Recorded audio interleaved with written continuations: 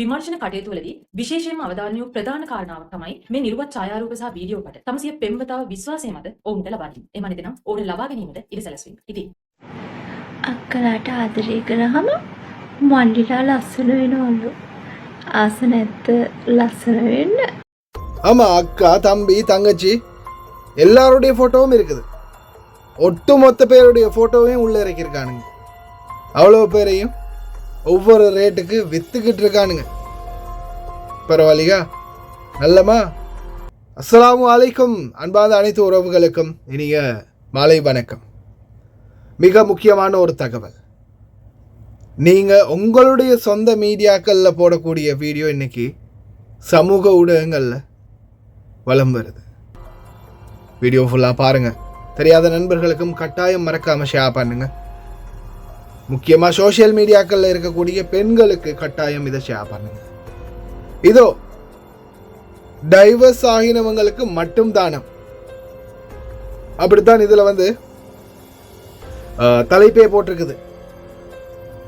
ஒரு சிங்கள சேனல் ஒன்று ஃபேஸ்புக்கில். இதில் இருக்கக்கூடிய ஃபோட்டோக்கள் இப்போதைக்கு வரைக்கும் இப்போ கமால் சகோதரர் இந்த வீடியோ போட்ட பிறகு அவர் போட்டதுக்கு அப்புறமா கிட்டத்தட்ட அவருக்கு இப்போதைக்கு வரைக்கும் பர்சனலாக 6-7 மெசேஜ் வந்துருச்சாம். என்னோடய ஃபோட்டோவும் இருக்குது, என்னோடய ஃபோட்டோவும் இருக்குது, என்னோடய ஃபோட்டோவும் போட்டிருக்கானுங்க, என்னோடய வீடியோவும் போட்டிருக்கானுங்க. அப்படி சும்மா வீட்டில் குழந்தைகள் இந்த ஒவ்வொரு இதுகளுக்கு ஈவெண்ட்டுகளுக்கு இல்லை ஏதாவது ஃபங்க்ஷனுகளுக்கு இந்த ஏதாவது ஃபோட்டோ ஷூட்டுக்கு போய் அந்த மாதிரி எடுக்கிற ஃபோட்டோக்கள் அல்லது சும்மா நீங்களாக உங்களை பற்றி உங்களுடைய ப்ரொஃபைலில் போடுற ஃபோட்டோக்கள் பாருங்கள், பாடசாலை யூனிஃபார்மோடு இருக்கக்கூடிய ஃபோட்டோக்கள், இந்த மாதிரி எல்லா ஃபோட்டோக்களையும் போட்டு அதுவும் இந்த ஃபோட்டோக்கள் போடுறவனுங்க அதில் எழுதியிருக்கானுங்க. நான் நினைக்கிறேன் அதில் சில இதுகளை நான் ட்ரான்ஸ்லேட் பண்ணது இருக்கும். தமிழில் ட்ரான்ஸ்லேட் பண்ணும்போது எனக்கு யாருமே இல்லை, என்ன கட்டிக்கிறீங்களா, எனக்கு துணையே இல்லை, எனக்கு ஒரு கணவன் வேணும். இதுக்கு கணவன் மனைவியாக குடும்பமாக வாழ்ந்துக்கிட்டு இருக்கிற குடும்பத்துக்குள்ள மிகப்பெரிய பிரச்சனை இனிதான் வரப்போகுது. உங்கள் ஃபோட்டோக்களை நீங்கள் சமூக வலைத்தளங்களில் போடும்போது அது ஒவ்வொரு வலைத்தளங்களில் எந்த மாதிரி எல்லாம் ஷேர் ஆகுது அப்படின்ற பாருங்கள். அதான் இவங்க யூனிஃபார்ம், இவங்களை பார்க்கும்போது யூனிஃபார்ம் ஹத்தாமா யூனிஃபார்ம் மாதிரி இருக்குது, ஹவுஸ்மேட் யூனிஃபார்ம் மாதிரி. இதில் என்ன எழுதியிருக்கு பாருங்கள், நான் ஒரு அப்பாவி பெண், நாங்கள் எனது ஹபத்ராவில் இருக்கின்றோமோ இன்னொன்று இருக்குது, ஏதோ ஒன்று அதில் என்னென்ன எழுதியிருக்கு, என்ன கபருதுவோ என்னென்று இருக்குது. அதே மாதிரி நிறைய ஃபோட்டோக்கள் ஒவ்வொரு ஃபோட்டோக்கள் போட்டிருக்கிறாங்க. அந்த ஃபோட்டோக்களுக்கு டிரான்ஸ்லேஷனை பார்க்கும்போது எனக்கு ஒருத்தர் வேணும், கணவன் வேணும், எனக்கு நான் வாழ்க்கை இல்லை, அந்த மாதிரி நிறைய விடயங்கள். சில வீடியோக்கள் கொஞ்சம் அசிங்கமான முறையில் எடிட் பண்ணியெல்லாம் போட்டிருக்கிறாங்க. சிலருடைய மூஞ்சை வச்சு எடிட் பண்ணி போட்டிருக்கிறாங்க. செய்ய வழி இல்லை, எல்லாமே நீங்களாக செஞ்சது. நீங்கள் ஒவ்வொரு சமூக வலைத்தளங்களில் நான் அழுதுகிட்டு இருக்கிறேன் ஃப்ரெண்ட்ஸ், எனக்கு சோகமாக இருக்குது ஃப்ரெண்ட்ஸ், நான் சந்தோஷமாக இருக்கிறேன் ஃப்ரெண்ட்ஸ் அப்படின்னு போடுற ஒவ்வொரு வீடியோக்கள். இந்த அக்காவை நல்லா பார்த்துக்கிட்டா தம்பி அழகாக இருப்பானா, ஆசை இல்லையா? இவங்க போடக்கூடிய ஒவ்வொரு வீடியோக்கள் ஓன் வாய்ஸில், இவங்கெல்லாம் ஓன் வாய்ஸில் போட்ட வீடியோக்கள். இவங்க போட்ட ஒவ்வொரு வீடியோக்களும், இவங்க போடக்கூடிய ஒவ்வொரு ஃபோட்டோக்களும் நீங்கள்லாம் சமூக வலைத்தளங்கள் சோஷியல் மீடியாக்களில் நீங்கள் எடுத்து போடக்கூடிய செல்ஃபி, ஃபோட்டோ, வீடியோ, இதெல்லாம் ஒவ்வொரு சோஷியல் மீடியாக்களில் வேறு நான் இப்போ தற்போது ஒரு பேக்கரியில் வேலை செய்கிறேன், எனக்கு வேங்கொடை திருமணம் செய்ய ஒருவர் தேவை. அப்போ இருக்கிற புருஷன் என்ன பண்ணுறதோ தெரியல, போட்டு புதைச்சிடலாமா? இவங்க ஒவ்வொருத்தரும் அவங்க சோஷியல் மீடியாவில் டைம் பாஸ் ஃபன் பண்ணுறதுக்கு வீடியோ ஃபோட்டோ போடுறது, அது எங்கே போய் நிற்குதுன்னு பாருங்கள். இன்றைக்கி இதே ரூபத்தில் இதே ஒருத்தரை இப்போ ஃபோட்டோவை வச்சு என்ன பண்ணாங்கன்னா மாஃப் பண்ணுறாங்க சிலர் ஆனால் இது சிலது உண்மையான ஃபோட்டோக்கள். ஆனால் இதில் இப்போ என்ன இருக்கிற பிரச்சனை என்னென்னா, இதில் நிறைய பேர் பாருங்கள், இவங்கெல்லாம் ஹவுஸ்மேட் மாதிரி இருக்குது. இந்த ஹவுஸ்மேட் யூனிஃபார்மோட நீங்கள்லாம் டிக்டாக்ல இல்லாட்டி வேறு ஏதாவது ஒன்றில் ஃபேஸ்புக்கில் போடுற வீடியோக்களை எடுத்து அதில் ஒவ்வொரு விஷயத்தை எழுதி போட்டுடுறானுங்க.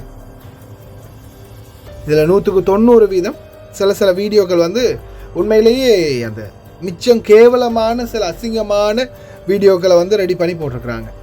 அதே மாதிரி இதில் முக்கியமான பிரச்சனை என்னென்னா, சிலருக்கு அந்த என்ன சொல்கிறது குரூப், வாட்ஸ்அப் குரூப், இவனுங்க வந்து வாட்ஸ்அப் குரூப் வச்சுருக்கானுங்க.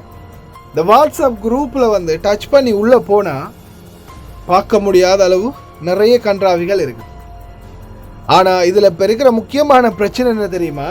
இவங்க இந்த இவங்களை மறந்துடாதீங்க.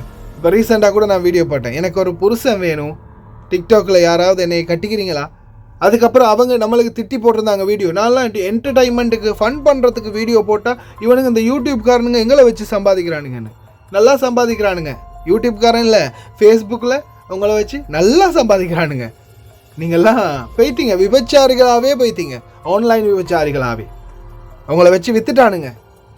இப்போ என்ன பண்ணுறானுங்க, இந்த மாதிரி வீடியோவை எடுத்து எல்லாம் செஞ்சாச்சுல்ல, வாட்ஸ்அப் குரூப் வச்சுருக்கானுங்க. அதுக்குள்ளே போனதுக்கு அப்புறமா இவங்க ஒவ்வொருத்தருடைய ஃபோட்டோக்களையும் போட்டு அந்த ஃபோட்டோக்களோட மூஞ்சில மாஸ்கை போட்டுட்டு ஒரு சில பெண்களை வச்சு என்ன பண்ணுறானுங்க, பிஸ்னஸ் பண்ணுறானுங்க.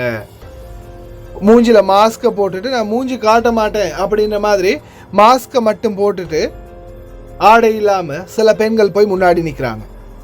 அப்படி நிற்கும்போது அவனுங்க என்ன நினைக்கிறது, இவங்க தான் அப்படின்னு நினைக்கிறது. கடைசியில் ஒருவேளை ஒரு நாள் உங்களுடைய இப்போ பெண்களாக இருக்கக்கூடியவங்க உங்களுடைய சகோதரனுக்கிட்டேயோ இல்லை உங்களுடைய கணவனுக்கிட்டேயோ ஏன் உங்களுடைய தந்தைக்கிட்ட கூட இந்த மாதிரி இந்த பெண்ணோட தான் நான் நேற்று வீடியோ கால் பேசினேன்னு கொண்டு போய் உங்கள் ஃபோட்டோவை காட்டுறதுக்கும் வாய்ப்பு இருக்குது.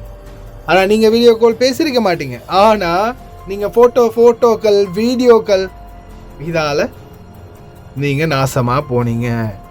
நல்லா ஞாபகம் வச்சுக்கோங்க. இதுக்கு மேலே சொல்கிறதுக்கு எதுவும் இல்லை. சோஷியல் மீடியாக்களில் வீடியோ போடுறீங்களா, ஃபோட்டோக்கள் போடுறீங்களா, உங்களுடைய சர்வ நாசத்தை நீங்களே தேர்ந்தெடுக்கிறீங்கன்றதை மறக்காமல் ஞாபகத்தில் வச்சுக்கோங்க. அழுது போடுறது, சிரித்து போடுறது, ஹாப்பியாக போடுறது, அறகுறை ஆடைகளில் போடுறது, இது எல்லாமே ஆடல் பாடலுக்காக நீங்கள் செய்கிறது. உங்களை வச்சு மிகப்பெரிய ஒரு ஊடலே நடத்துகிறானுங்க ஒவ்வொரு சோஷியல் மீடியாக்களில். அதனால தான் டெய்லியும் வந்து நம்ம சோஷியல் மீடியாக்களில் இப்படி ஃபோட்டோ போடாதீங்க, வீடியோ போடாதீங்கன்னு அவேர்னஸ் பண்ணுறது. யார் கேட்குறா? பட்டாதான் தெரியும். கடைசியில் ஒரு நாளைக்கு இந்த மாதிரி இப்படி பண்ணிட்டீங்க அப்படின்றத உங்களுடைய குடும்பங்கள் யாராவது ஒருத்தர் எக்ஸ்போஸ் பண்ணும்போது, நீ இந்த மாதிரி பண்ணினியா, நீ இந்த மாதிரியா, இப்படிப்பட்டவளா அப்படின்னு உங்களை கேட்கும்போது, உங்களோட ஃபோட்டோ நாங்கள் ஃபேஸ்புக்கில் பார்த்தோமே, யூடியூப்பில் பார்த்தோமே, அந்த குரூப்பில் பார்த்தோமே, அந்த வெப்சைட்டில் பார்த்தோமே அப்படின்னு சொல்லும்போது அப்போ அழும்போது யாரும் வரமாட்டாங்க. இப்பயே திருந்திக்க பாருங்க.